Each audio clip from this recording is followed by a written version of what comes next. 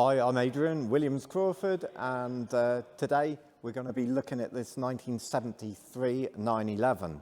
Now, I've bought and sold these for over 30 years and had thousands of them, but I want to show you how my head works when I'm looking at these and what I can see with this one.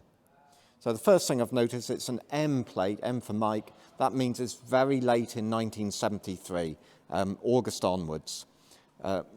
I actually know this car well. It's had a very limited restoration and is beautiful and therefore quite a rare thing. It's a 911E, so mechanical fuel injection. You can get a T, you can get an S. The T's obviously a little less horsepower, and S had more horsepower, but the sweet spot is an E. It's a sweet spot in terms of price and in terms of day-to-day driving. So on the body's really important because you can spend absolute fortune on them. And this one has got the benefit of supporting material saying exactly what's been done on the body, which was essentially just a pair of wings and been repainted. And it's painted in its original colour. It's never been in an accident, so things like panel gaps between like bonnet and wings and doors and sills and the way how straight it is down the outside is of all things that I'm looking at. The Fuchs, they've been refinished correctly with the anodized, bright anodized process. And this car, all the bright work, glass, seals have been replaced. All of that is really good. And I know that sills and kidney bowls and floors, it was just a really good car. Inside, it's got its original seats, corduroy seats, and its original spec. Dash top isn't damaged. It's got an original, probably the original radio in there. Can't guarantee how well it'll work. Original instruments, just a very, very nice car. It shifts smoothly if you're not rushing it. It performs beautifully. It's got an engine rebuild, so tick boxes for me.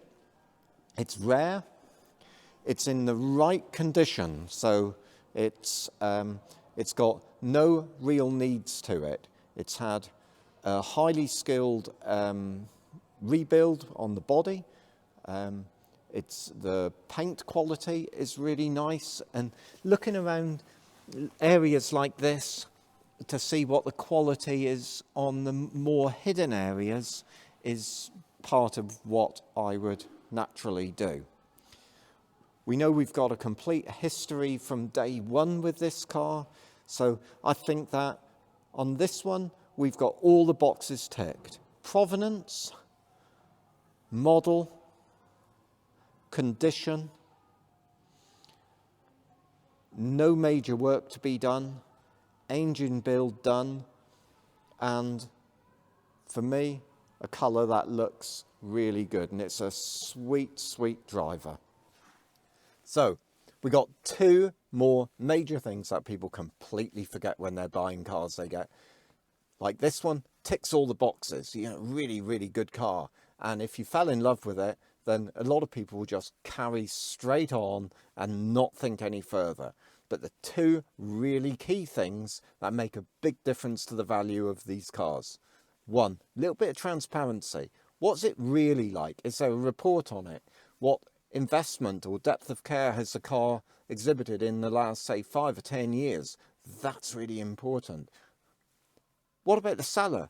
What's the seller going to be doing to it? Are they going to prepare it? Are they going to service it? How far is that servicing going to go? What are they going to fix? What are they not going to fix? You ought to really know those things because expenses can mount up. So that's really important. Warranty. Is there a warranty? Well, most of our classics that we're supplying, we'll supply with a good warranty. And it's our own warranty. So that if the engine were to fail in 4 months' time, you can phone us up and we're likely to resolve that. If the alternator fails a week down the road or 2 months or 5 months down the road, you can phone us up and we're likely to resolve that. that's worth big money if things don't go to plan. Now we're going to try and avoid that because we got reputation, we got knowledge, we know what we're doing, and we're keen to be transparent. Those things make a massive difference to the way the cars are sold and what the value is to the buyer.